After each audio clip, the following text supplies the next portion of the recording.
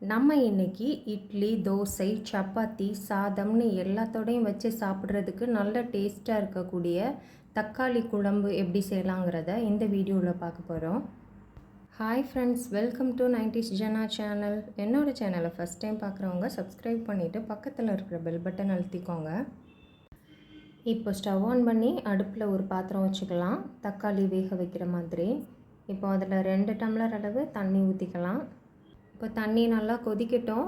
நான் இப்போது எனக்கு தேவையான அளவு 6 தக்காளி எடுத்து அதை கழுவி வச்சுருக்கேன். இதை கட் பண்ணி எடுத்துகிட்டு வந்துடலாம். நீங்கள் தேவைக்கேற்றாற்போல் தக்காளி சேர்த்துக்கோங்க.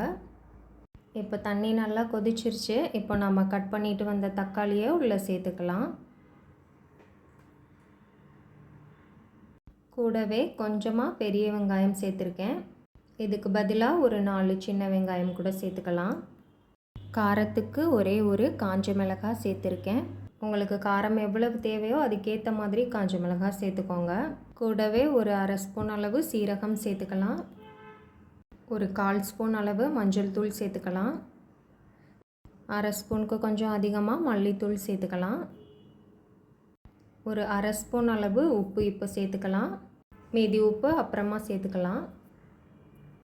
இப்போ இது எல்லாமே ஒரு 5 நிமிஷத்துக்கு தண்ணியிலேயே நல்லா வேகட்டும். இப்போ ஒரு 5 நிமிஷம் ஆயிருக்கு. தக்காளி நல்லா சாஃப்டாக வெந்துருச்சு. இப்போ அடுப்பை ஆஃப் பண்ணிவிட்டு இதை நல்லா ஆற வச்சிடலாம். இப்போ தக்காளி நல்லா ஆறிடுச்சு. இப்போ இதை ஒரு வடிகட்டி வச்சு இதோட தண்ணியை மட்டும் தனியாக வடிகட்டி எடுத்துக்கலாம். வடிகட்டின தண்ணி தனியாக இருக்கட்டும். நாம் மற்ற பொருட்களை அரைச்சிட்டு நாம் தாளிக்கும் போது இதையும் சேர்த்துக்கலாம். இந்த மாதிரி தண்ணி இல்லாமல் கொஞ்சம் நல்லா வடிகட்டி எடுத்துக்கிட்டோன்னா நமக்கு எல்லாமே நல்லா அரைப்பட்டு வந்துடும். நம்ம மிக்ஸி ஜார் எந்த அளவு அரைக்குமோ அதுக்கேற்ற மாதிரி தண்ணி கொஞ்சம் இருந்தால் பரவாயில்லனா, நல்லா அரைக்கும்னா தண்ணியோடு சேர்த்துக்கலாம். இல்லைனா தண்ணியை நல்லா வடிகட்டிட்டு மற்ற பொருட்களை எல்லாம் சேர்த்து நல்லா அரைச்சிக்கலாம். நமக்கு எந்த பக்குவத்தில் தேவையோ அதுக்கேற்ற மாதிரி அரைச்சி எடுத்துக்கலாம். நான் இப்போ இந்த மாதிரி அரைச்சி எடுத்துகிட்டு வந்துட்டேன். இப்போ இந்த சட்னியை தாளிச்சிடலாம்.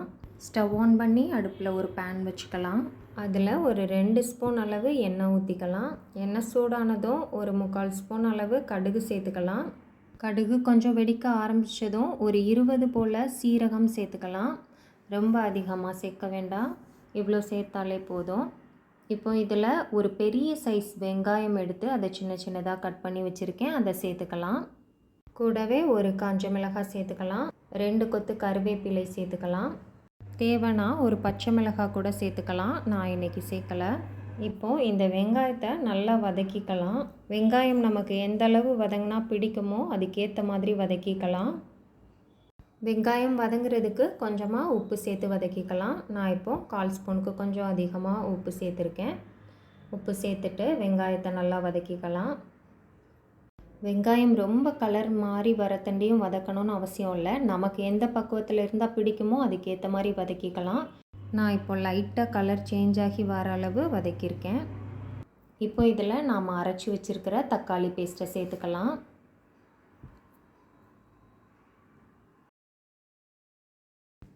இதை ஒரு தடவை வெங்காயத்தோடு நல்லா கலந்து விட்டுட்டு லைட்டாக கொதிக்க ஆரம்பித்ததும் நாம் எடுத்து வச்சுருக்கிற தண்ணியை இது கூடவே சேர்த்துக்கலாம்.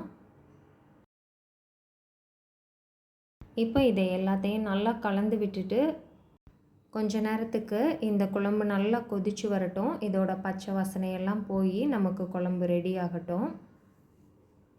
நம்ம எவ்வளோ தக்காளி சேர்க்குறோமோ அதுக்கேற்ற மாதிரி தேவையான அளவு தண்ணி சேர்த்துக்கலாம்.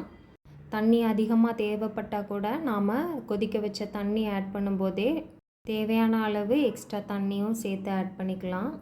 இது நல்லா கொதிச்சிட்டு இருக்கும்போதே உப்பு செக் பண்ணிவிட்டு உப்பு தேவைன்னா சேர்த்துக்கலாம். நான் இப்போ ஒரு 1/4 ஸ்பூன் அளவு உப்பு தேவைப்படுது, அதை சேர்த்துக்கிறேன். நீங்கள் உப்பு செக் பண்ணிவிட்டு தேவைன்னா சேர்த்துக்கோங்க. எப்போதும் நாம் வதக்கி அரைச்சி செய்கிற சட்னி மாதிரி இல்லாமல் கொஞ்சம் வித்தியாசமான சுவையில் இருக்கும். இட்லி, தோசை, சாதம், சப்பாத்தின்னு எல்லாத்தோடையும் வச்சு சாப்பிட்றதுக்கு நல்ல டேஸ்ட்டாக இருக்கும். வெங்காயம் நாம் வதக்கி செய்கிறதுனால நமக்கு அங்கங்கே சாப்பிடும்போது வெங்காயமும் சேர்ந்து கடிபட்டு டேஸ்ட்டு நல்லா டிஃப்ரெண்ட்டாக நல்லாயிருக்கும். இப்போ நாம் மூடி எதுவும் வைக்கலை, திறந்தே தான் வச்சு குழம்ப கொதிக்க வைக்கிறோம். ஒரு 5 நிமிஷத்துலேருந்து 7 நிமிஷத்துக்குள்ளே நமக்கு இதோட பச்சை வாசனையெல்லாம் போய் நல்லா குழம்பு ரெடி ஆயிரும். நல்லா ஹை ஃப்ளேமில் வச்சே தான் நான் கொதிக்க வச்சுக்கிறேன். இப்போ இதில் ஒரு 1/2 ஸ்பூன் அளவு வெல்லம் சேர்த்துருக்கேன். தக்காளியில் புளிப்பு சுவை அதிகமாக இருந்துச்சுன்னா 1/2 ஸ்பூன் அளவு வெல்லம் சேர்த்து செய்யும்போது டேஸ்ட்டு நல்லாயிருக்கும். விருப்பம் இருந்தால் சேர்த்துக்கலாம், இல்லை ஸ்கிப் பண்ணிடலாம். இப்போது கட் பண்ணி வச்சுருக்கிற கொத்தமல்லி இலைகளை சேர்த்துக்கலாம். இப்போ ஒரு 6 நிமிஷம் ஆயிருக்கு. நமக்கு சட்னி நல்லா ரெடி ஆயிடுச்சு. இப்போ அடுப்பை ஆஃப் பண்ணிக்கலாம். இட்லி தோசையோட சட்னியாகவும் யூஸ் பண்ணிக்கலாம், சாதத்தோட குழம்பாகவும் யூஸ் பண்ணிக்கலாம். கண்டிப்பாக எல்லோரும் இந்த மாதிரி செஞ்சு பாருங்கள். செஞ்சு பார்த்துட்டு எப்படி இருக்குன்னு சொல்லி எனக்கு கமெண்ட் பண்ணுங்கள். என்னோடய சேனல் பிடிச்சிருக்குன்னா லைக் பண்ணுங்கள், சப்ஸ்கிரைப் பண்ணுங்கள். தேங்க்ஸ் ஃபார் வாட்சிங்.